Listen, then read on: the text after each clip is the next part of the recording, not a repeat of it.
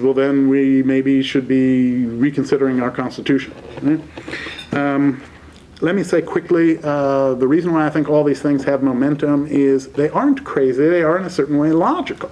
If you actually think that the world needs to have really ambitious regulatory undertakings like controlling carbon use throughout the world, well then you're going to want a global EPA. And it's going to be real difficult to say, oh sorry, our Constitution doesn't allow that.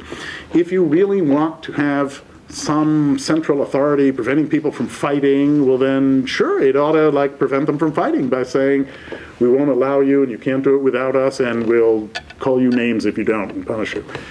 And most of all, if you really think there is something like international human rights law, which people talk about all the time, international human rights law. They keep talking about it well, yeah, international human rights, that's a real thing. It's a really real thing. But how could it be a really real thing if any government at its just whim, if it wants to, just says, no, we don't accept that.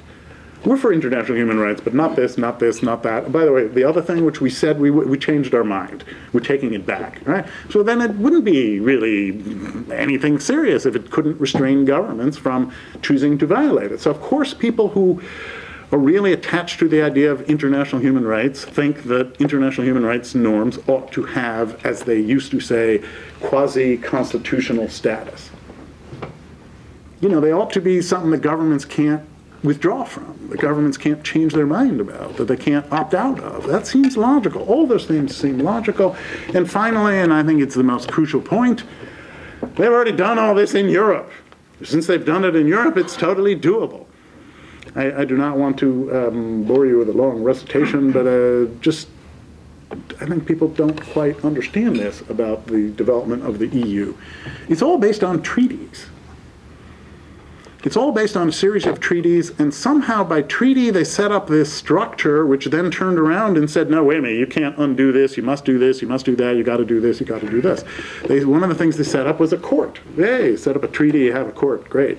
So they set up the European Court of Justice. The European Court of Justice started by saying, by the way, you can't have this statutory enactment because that conflicts with the treaty. Somehow the treaty became like a quasi-constitution and overruled national statutes, overruled national parliaments. But then they said, you can't have this interpretation of your own constitution, your own national constitution. You can't say the German constitution requires that people have this kind of protection because the European Commission, which is, you know, a regulatory body, has decided that their agriculture scheme requires people to do this and not to do that, and that takes priority over your national constitution. This didn't happen recently. This happened in the early 1970s. And there was a little bit of criticism, there's a little bit of muttering, but basically Europeans went along, I think for two reasons. One, national judges really liked it. Why?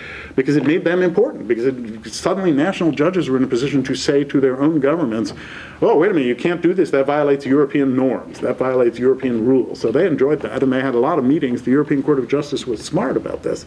It sponsored meetings. They went around Europe meeting with national judges saying, we're all in this together, let's understand each other. And the other thing is, people were kind of nervous that, well, if we ever say no, if we ever fight back, it'll all fall to pieces, and then Germany will be set loose, and we'll be fighting, and it'll be scary.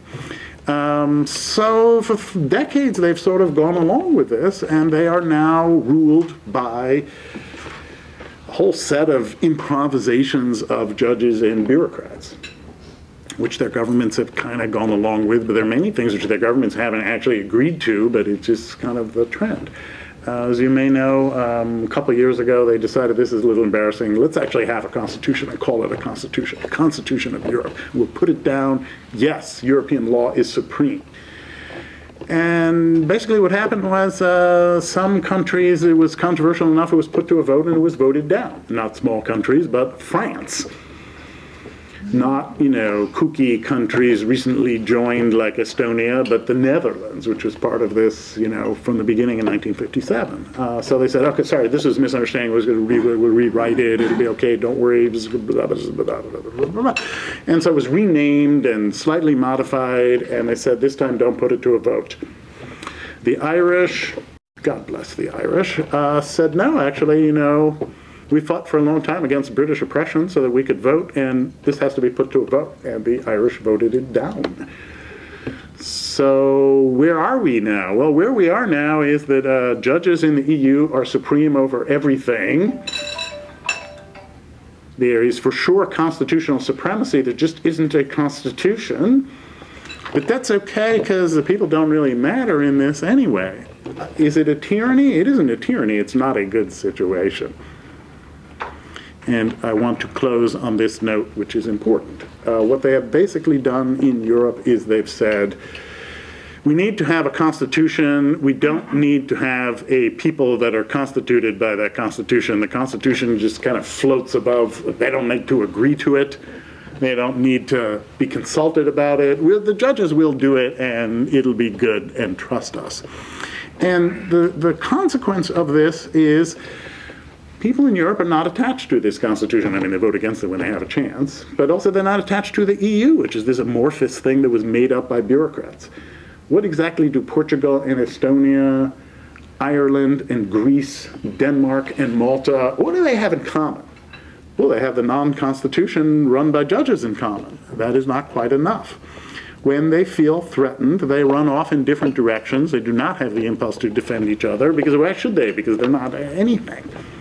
I think the thing we should worry about in undermining Constitution is not black helicopters. It's not even tyranny.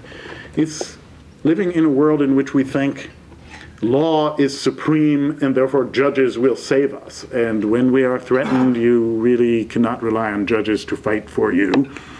And you cannot rely on them to inspire other people to fight for you. They will be talking. And enemies, terrorists, bad people will be attacking us, and we'll be saying, yeah, but the judges are on the job, so don't worry. That isn't reassuring to me.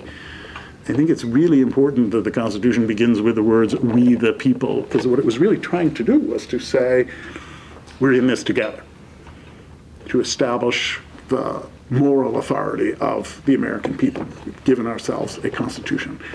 You may know this when we have immigrants who become naturalized citizens, we make them swear an oath.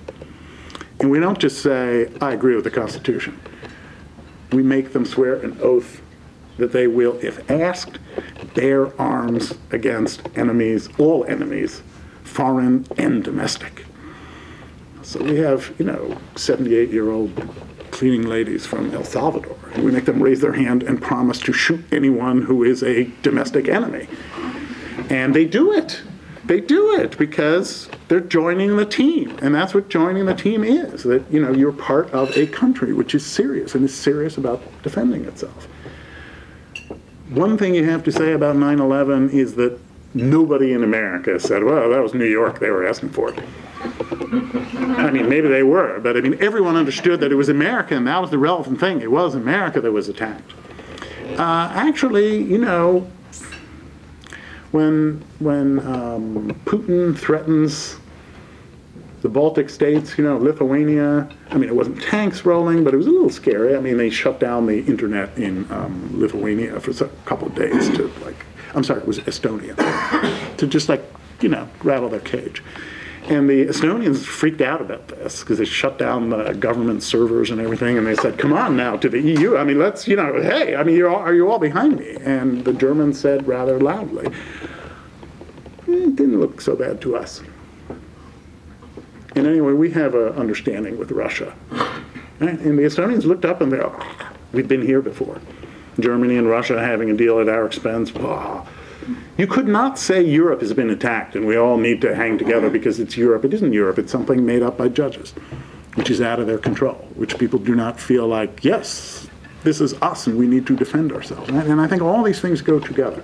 What I worry about is not the black helicopters. What I worry about is a world in which neither the president nor the Congress nor anyone in a position to inspire the country says, we've been attacked, we have to defend ourselves. We cannot put up with this. We are a self-respecting country. This cannot be done to us.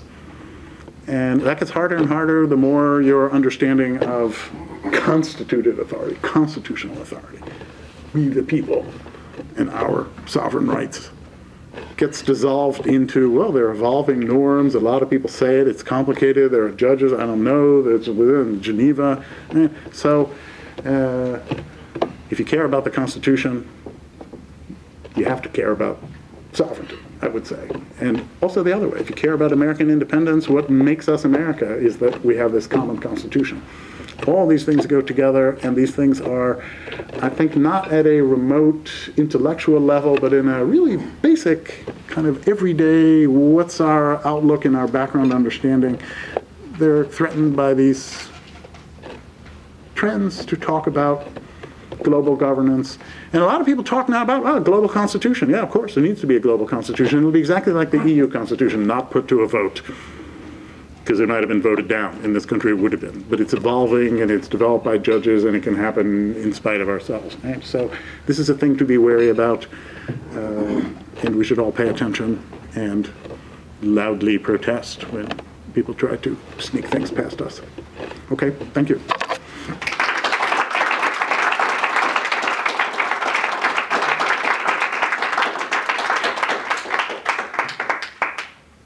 Question. I'm sorry, sir. Okay, let me just grab the first one real quick. It's your microphone, as President Reagan used to say. But I don't need it. That's okay. You paid for the microphone, is what he said. Exactly. One of Britain's representatives to the EU says that 60% of Britain's regulations come from the EU. Yes. How close are we to that point? Very far. That's good. I mean, the EU is like insane. You know, they have policies on all these things, and it just kind of goes automatically. We have not.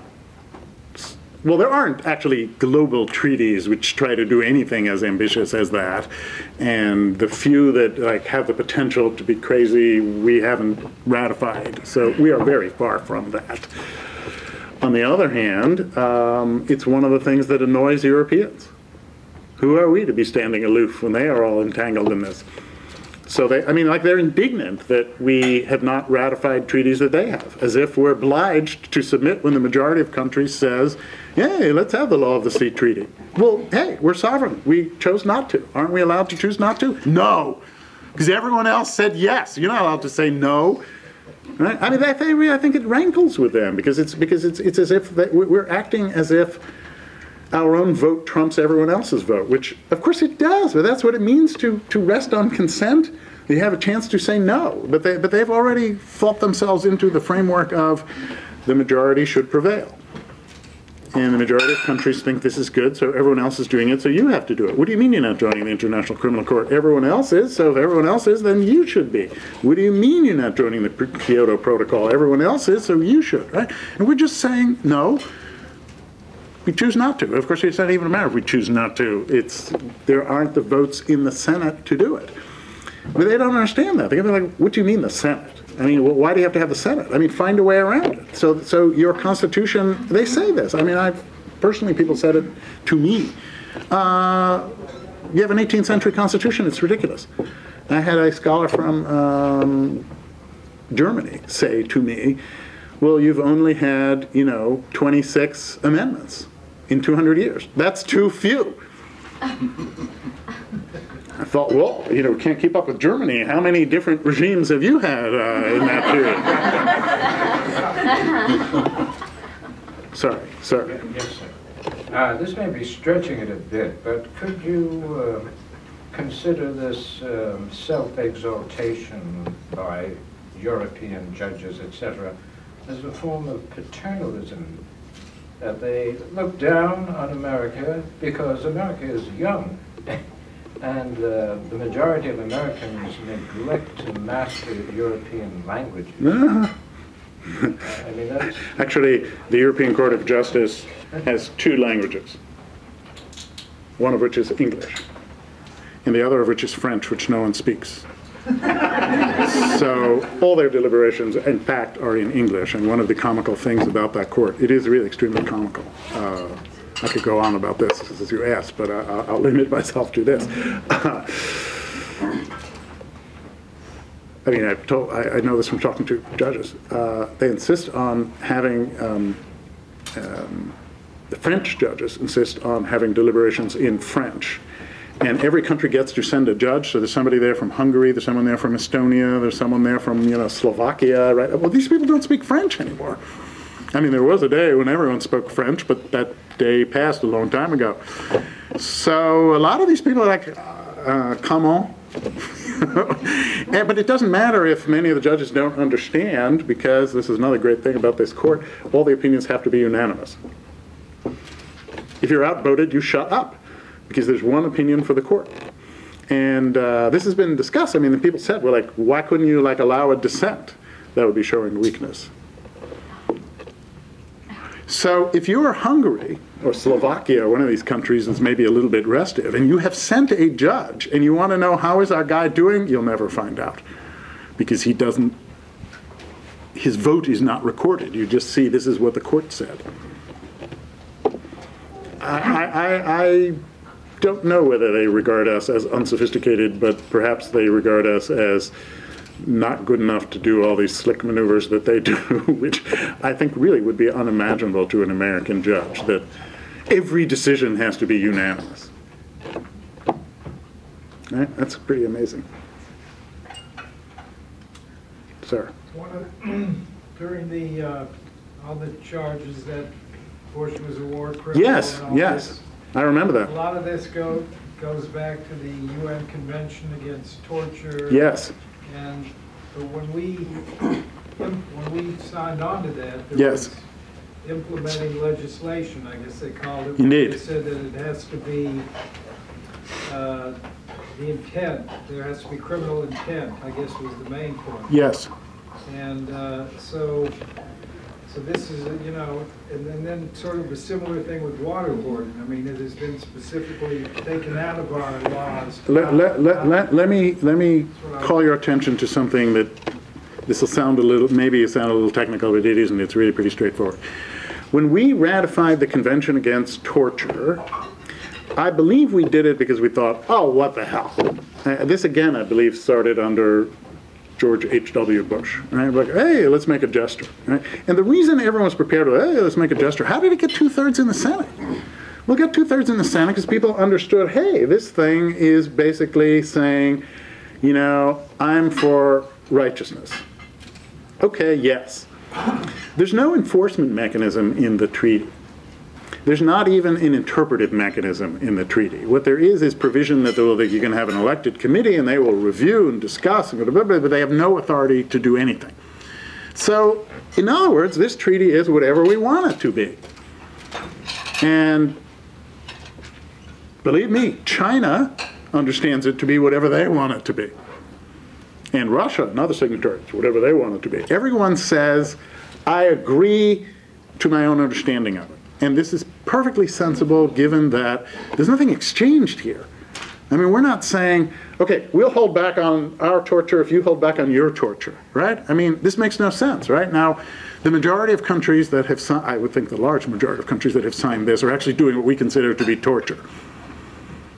Which I don't know if it's here or there. I mean, because our compliance with it is not really directly related to what they do. They're not doing it to Americans. So we're basically saying, let's all hold hands and say, yes. Yes, I will put demon rum behind me. I will give up smoking. And it doesn't actually matter if the other people then go off and smoke, right? I mean, other people go off and drink, right? So the least that you ought to have is, by smoking, what I meant is inhaling.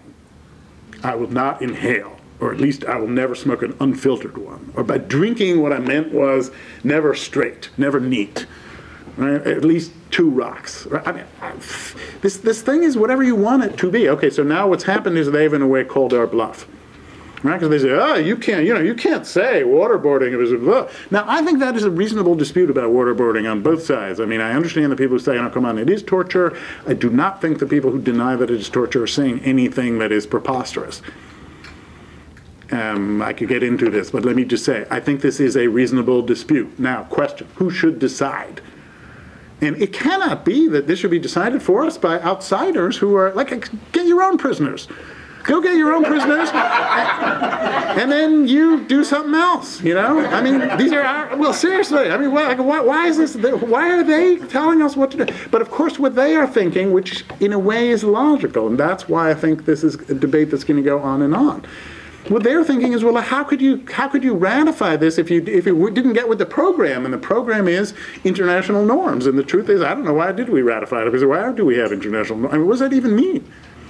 There's something so goofy about the whole program of, like, you know, we have the oldest written constitution in the world, you know, and we've never missed a scheduled election. We've done pretty well in constitutional government, thank you. And somehow we need to sign all these treaties and join with other countries saying, yeah, we're in favor of due process and democracy. Well, what does it add to have the other countries signing on? And I mean, I think it was, in retrospect, I believe if I had been, you know, young in 1948, I would have said, Eleanor Roosevelt, what are you doing?